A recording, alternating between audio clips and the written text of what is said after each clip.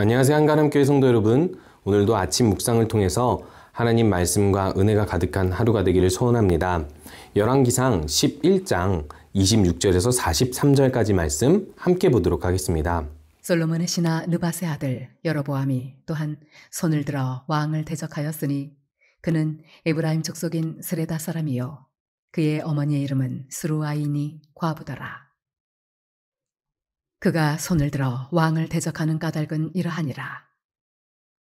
솔로몬이 밀로를 건축하고 그의 아버지 다윗의 성읍이 무너진 것을 수축하였는데 이 사람 여로보암은 큰 용사라. 솔로몬이 이 청년의 부지런함을 보고 세워 요셉 족속의 일을 감독하게 하였더니 그 즈음에 여로보암이 예루살렘에서 나갈 때에 실로 사람 선지자 아히야가 길에서 그를 만나니 아히야가 새 의복을 입었고 그 두 사람만 들에 있었더라. 아히야가 자기가 입은 새 옷을 잡아 12조각으로 찢고 여로보암에게 이르되 너는 10조각을 가지라. 이스라엘의 하나님 여호와의 말씀이 내가 이 나라를 솔로몬의 손에서 찢어 빼앗아 10지파를 네게 주고 오직 내 종 다윗을 위하고 이스라엘 모든 지파 중에서 택한 성읍 예루살렘을 위하여 한 지파를 솔로몬에게 주리니 이는 그들이 나를 버리고 시돈 사람의 여신 아스다롯과 모압의 신 그모스와 암몬 자손의 신 밀곰을 경배하며 그의 아버지 다윗이 행함 같지 아니하여 내 길로 행하지 아니하며 나보기에 정직한 일과 내 법도와 내 율례를 행하지 아니함이니라. 그러나 내가 택한 내 종 다윗이 내 명령과 내 법도를 지켰으므로 내가 그를 위하여 솔로몬의 생전에는 온 나라를 그의 손에서 빼앗지 아니하고 주관하게 하려니와 내가 그의 아들의 손에서 나라를 빼앗아 그 10지파를 내게 줄 것이요 그의 아들에게는 내가 한 지파를 주어서 내가 거기에 내 이름을 두고자 하여 택한 성읍 예루살렘에서 내 종 다윗이 항상 내 앞에 등불을 가지고 있게 하리라.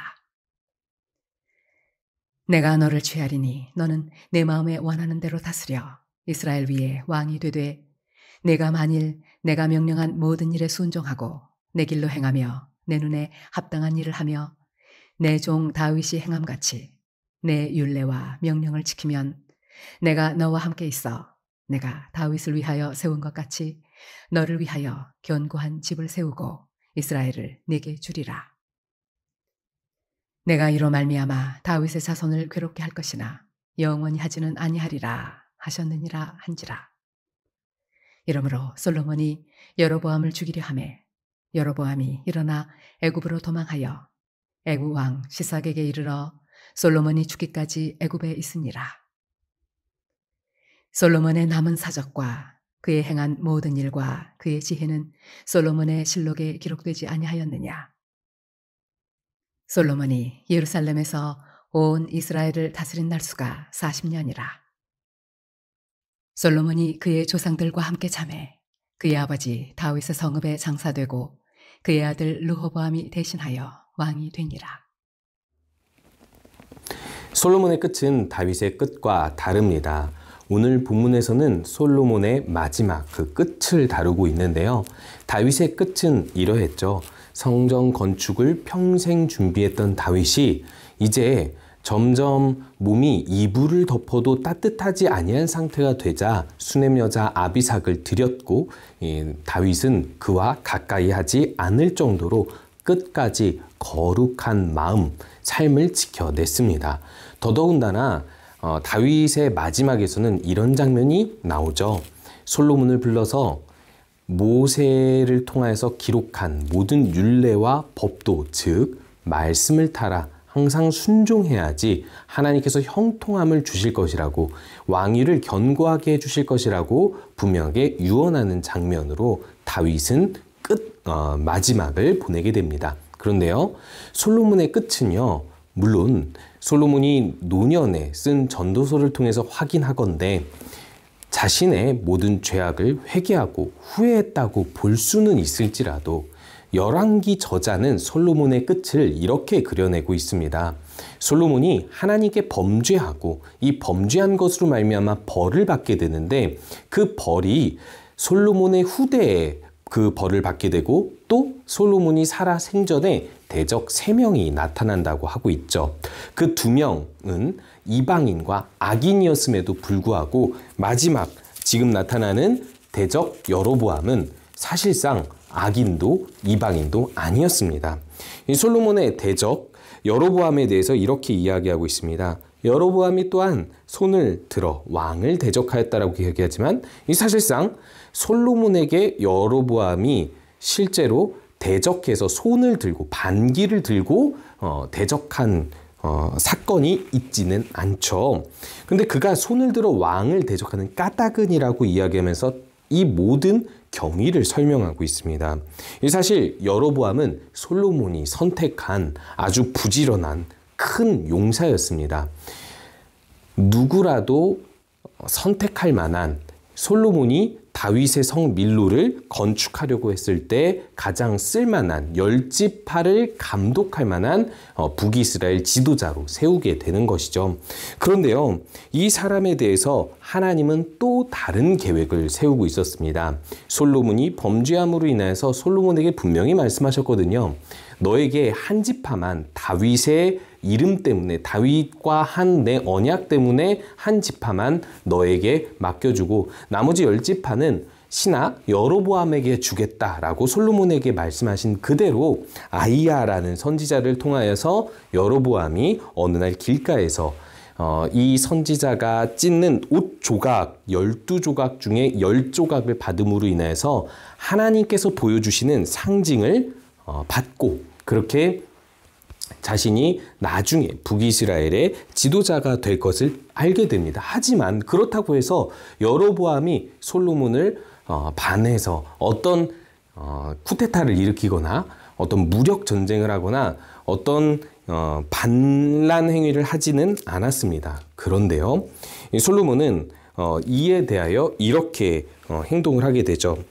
여로보암을 40절에 보니까요, 여로보암을 죽이려 했다라고 이야기합니다. 그래서 여로보암이 일어나 애굽으로 도망하고 애굽 왕 시삭에게 이르러 솔로몬이 죽기까지 애굽에 있었기 때문에 사실상 여로보암은 아직까지는 솔로몬의 대적으로서 뭘 한 것이 없습니다. 아직까지는요, 단지 예언을 받았을 뿐이고 그 예언도 하나님이 주신 것입니다.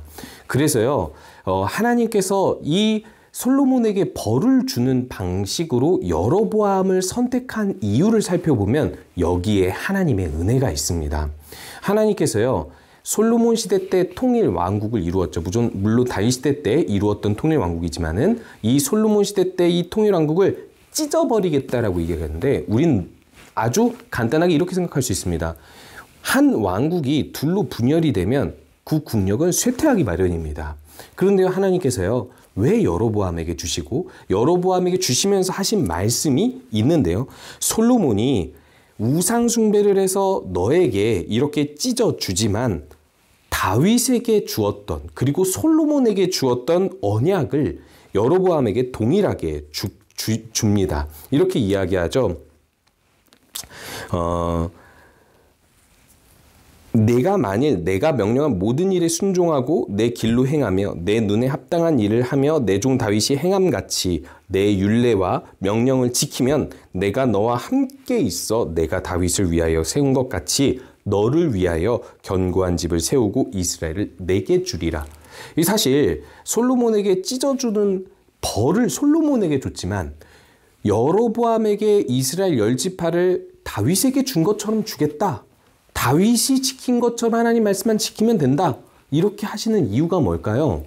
여로보암이 어떤 공로가 있어서가 아닙니다. 하나님께서는요, 솔로몬에게는 벌을 줄지라도 이스라엘에게는 왕국이 분열될지라도 국력이 쇠퇴하지 않는 하나님의 보호하심, 하나님의 은혜를 여전히 주시려고 하신 것을 볼 수 있는 겁니다.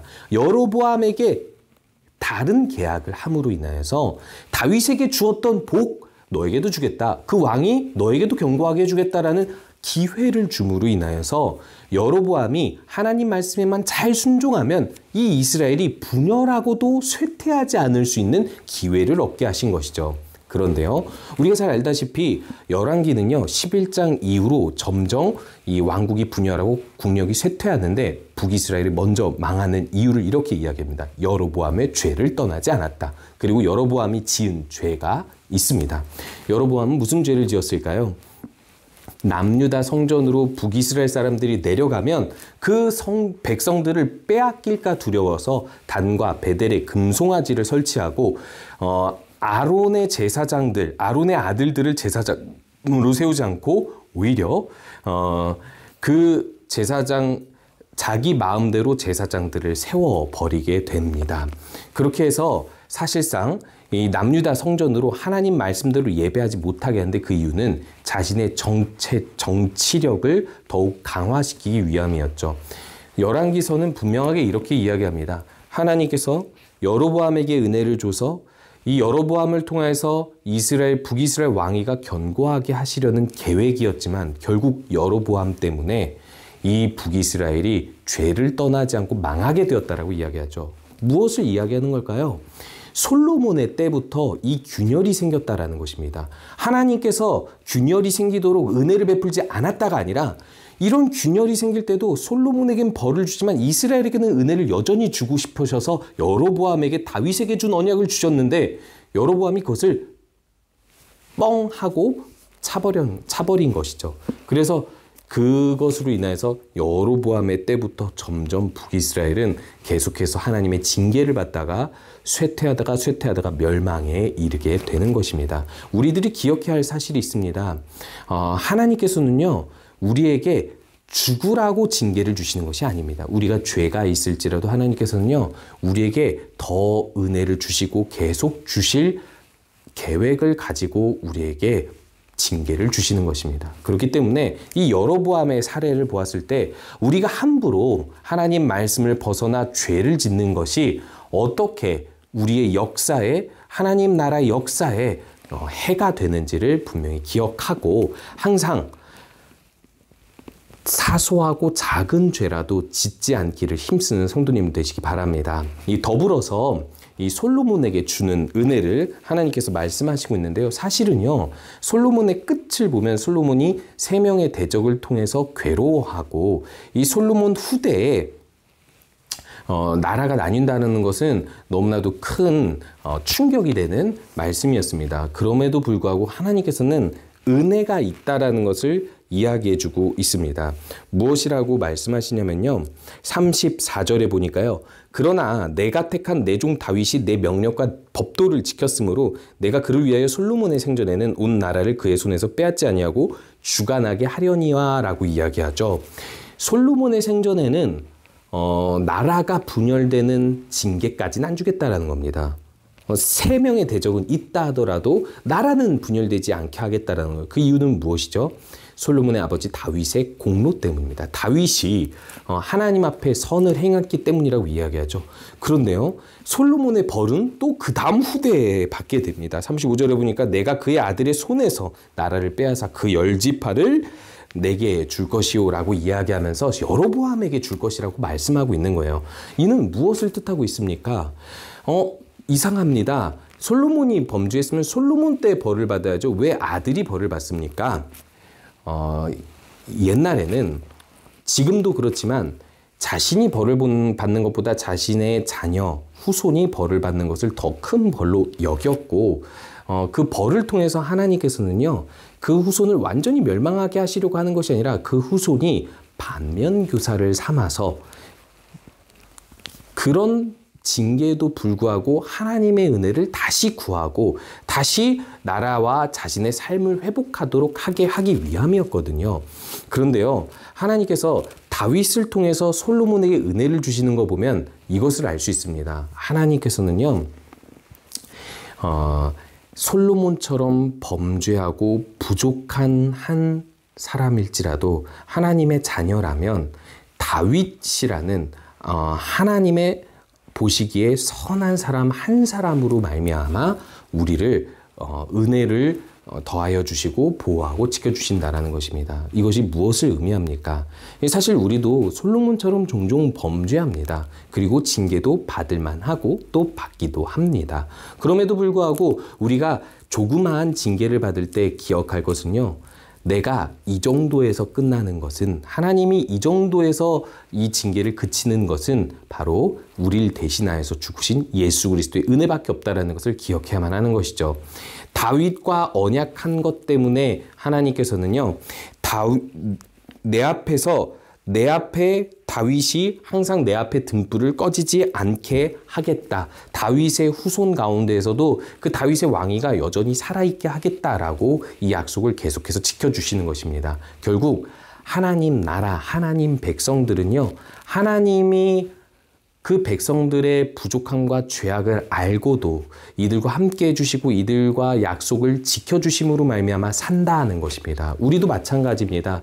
우리가 매일 이렇게 하나님의 은혜를 누리고 살 수 있는 것은요, 예수 그리스도 한 사람의 공로 때문입니다. 하나님의 아들의 그 생명을 주심, 이 은혜를 오늘도 간직하면서 감사로 주님께 영광 돌리는 하루가 되기를 소원합니다. 우리 함께 기도하겠습니다. 한 사람의 죄가 주변 사람과 세상에 미치는 영향을 생각하고 죄 짓기를 그치도록, 그리고 징계나 환난을 받는 중에도 은혜 언약 아래 지키시는 하나님의 은혜를 생각하며 살도록 기도하시고, 피터 폴린 선교사님 위해서 기도할 때에는 새롭게 준비하는 사역에 하나님의 은혜와 축복이 가득하도록 하나님의 은혜를 구하는 기도를 하도록 하겠습니다. 기도하겠습니다.